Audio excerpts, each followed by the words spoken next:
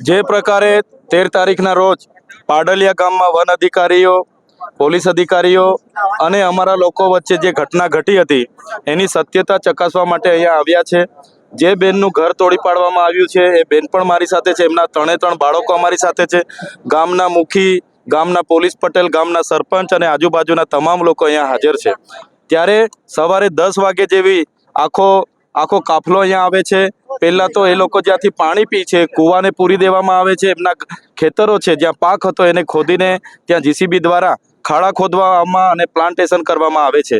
ત્યારે ગામના લોકોએ બેસીને શાંતિપૂર્વક એવી રજૂઆત કરી છે કે તમે અમારા ગામમાં આવ્યા છો, આ વિસ્તાર અનુસૂચિ 5માં લાગે છે, પૈસા એક્ટ અહીંયા લાગુ છે, તો ગામ સભાની મંજૂરી કેમ લીધી નથી? તમે અગાઉ આ પ્રકારની કામગીરી માટે અમને નોટિસો કેમ આપી નથી? ત્યારે કેટલાક પોલીસ અધિકારીઓ, ઉચ્ચ અધિકારીઓની સૂચનાથી એવા 8 થી 10 લોકોને પકડીને જીપોમાં બળજબરીપૂર્વક લઈ જાય છે. એમને છોડાવવા માટે ગામના લોકો પ્રયાસ કરે છે ત્યારે ગામના લોકો પર તરત લાઠીચાર્જ કરી દેવામાં આવે છે અને ગામના લોકોને દોડાવીને મારવામાં આવે છે, જેમાં 32 થી 35 લોકો અતિ ગંભીર રીતે ઘવાયેલા પણ છે. ત્યારે નાસભાગ થાય છે છતાં પોલીસ દ્વારા ટીયર ગેસના 27 જેટલા અહીંયા સેલ છોડવામાં આવ્યા છે.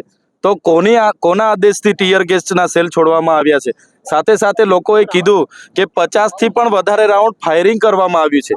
તો કોનો આદેશ હતો કે અહીંયા અમારા લોકો પર ફાયરિંગ કરવામાં આવ્યા? આટલું બધું થયું પછી સ્વ બચાવ માટે આદિવાસી લોકોએ ત્યાં પથ્થરમારો થયો છે સામસામે, અને ઘણા લોકો જે પણ ઈજા થયેલા છે, કર્મચારી હોય, આદિવાસી લોકો હોય, બધા સાથે અમારી સંવેદના છે. પણ આની પાછળ કોઈ નાના લોકો નથી. આની પાછળ સરકારના મંત્રી તંત્રીઓ અને ઉચ્ચ પોલીસ અધિકારીઓની મહત્વની ભૂમિકાઓ છે.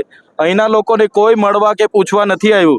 મંત્રીઓ, કલેક્ટરો અને બધા લોકો દવાખાનામાં જે લોકો છે એ કર્મચારીઓને મળીને અહીંના લોકો પર કાર્યવાહી કરવાની વાત કરે છે. ત્યારે અમારી સ્પષ્ટ અને સરળ ભાષામાં વાત એ લોકોને કરીએ છીએ.